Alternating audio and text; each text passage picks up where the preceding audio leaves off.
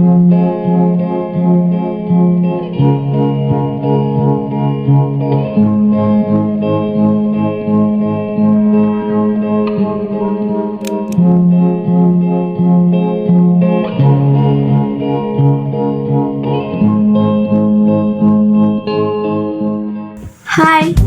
pernah nggak kalian merasa makin tinggi semester kita, makin sering kita merasa kehabisan napas?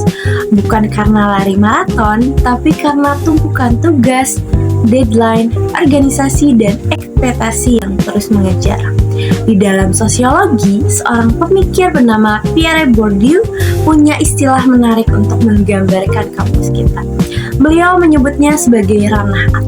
Bayangkan kampus ini adalah sebuah arena pertandingan dan di sini kita semua sedang berjuang untuk memenangkan modal, baik itu nilai IPK yang tinggi, relasi, atau pengakuan prestasi.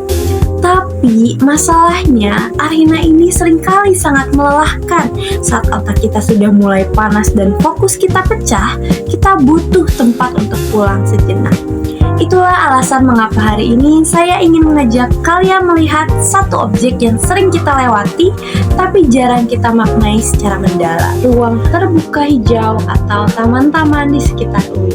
Mari kita lihat pemandangan ini. Di tengah-tengah gedung yang kaku, taman ini hadir sebagai restoratif environment atau lingkungan pemulihan. Mengapa duduk di sini terasa lebih enak daripada duduk diam di dalam kelas? Secara ilmiah ada teori yang namanya attention restoration theory. Intinya begini, saat kita belajar, kita pakai energi otak yang namanya directed attention. Ini bikin kita capek karena kita dipaksa untuk fokus. Nah, alam menyediakan yang namanya self-fascination, yang dimana saat ketika kita melihat pohon atau langit, otak kita tuh gak perlu dipaksa untuk fokus. Dia beristirahat secara otomatis. Sebagai mahasiswi tasawuf dan psikoterapi, saya melihat ini bukan sekedar pemandangan, tapi bentuk terapi yang disediakan alam untuk menjaga kewarasan kita di tengah kerasnya kehidupan akademik. Sekarang mari kita bedah lebih dalam pakai teorinya Pierre Bourdieu. Kenapa sih ruang hijau ini penting banget buat kehidupan sosial kita di kampus? Pertama, kita bicara soal habitus. Habitus adalah sistem nilai atau kebiasaan yang sudah mendarah daging di diri kita. Mahasiswa UIN punya latar belakang yang beragam. Ada yang mungkin terbiasa dengan suasana pesantren yang tenang, ada pula yang dari kota besar yang serba cepat. Nah, taman ini tuh menyatukan habitus kita yang berbeda-beda itu. Di sini kita melepaskan atribut mahasiswa ambis dan kembali menjadi manusia yang butuh ketenangan. Kedua, soal modal atau kapital.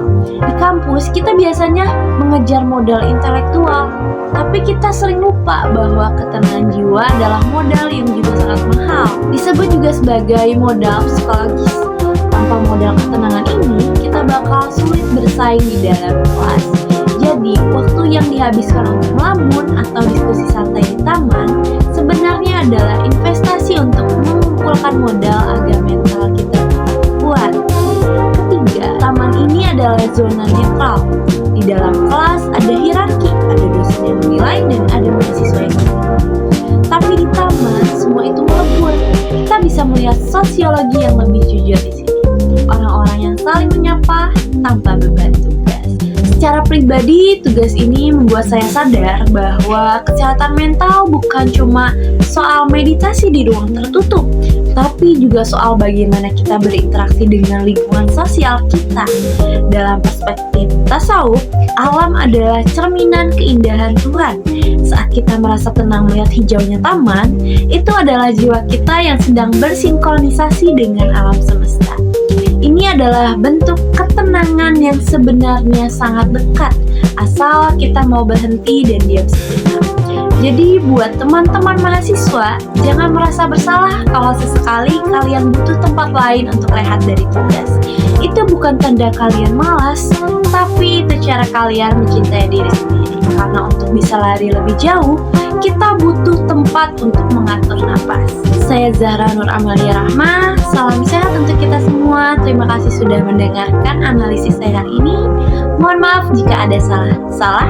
Terima kasih. Wassalamualaikum warahmatullahi wabarakatuh.